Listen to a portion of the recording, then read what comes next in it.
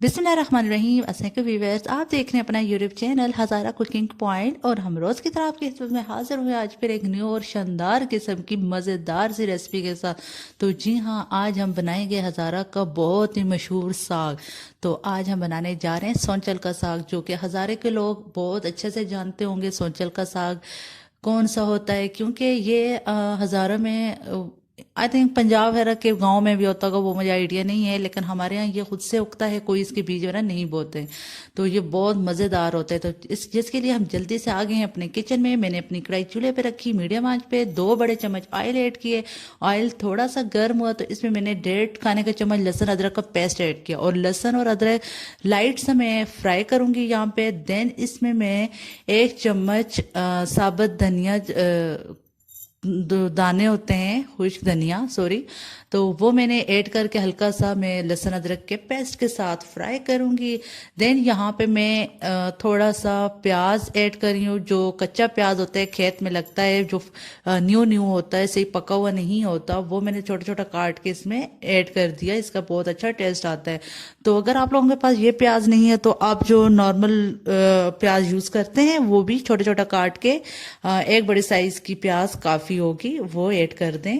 और इसे ब्राउन नहीं करना, बस ऐसे ही हमने लहसुन के अंदर लाइट सा फ्राई करना है। और देन हमने यहाँ पे 1 बड़ा चम्मच लाल मिर्च और आधी चम्मच हल्दी की ऐड कर दी, और अच्छा सा इस मटेरियल के अंदर मिक्स करके थोड़ा सा फ्राई करेंगे, भुनेंगे। और देन यहाँ पे मैंने 4 से 5 बड़े साइज के टमाटर लिए। टमाटरों में कोई कंजूसी नहीं करनी, इस साग में बहुत अच्छा लगता है जितने टमाटर हों, तो लंबे लंबे काट के ऐड कर दिए। और इसके साथ ही मैंने ऊपर साग पहले से वॉश करके काटा हुआ था, और जो यहाँ पे होगा आई थिंक 1.5 kg तक या केजी, 1 kg तक होगा मेजरमेंट इसकी, और छोटा छोटा काटा था। साथ ही मैंने अभी 1 चम्मच नमक भी इसमें ऐड कर दी, और अच्छे से इसे मिक्स करूंगी। और इसकी रेसिपी बहुत इजी है, कोई ज़्यादा मुश्किल नहीं है, बहुत सिंपल से तरीके से ये बन जाता है। और ये बहुत बहुत बहुत ज़्यादा लजीज किस्म का साग होता है।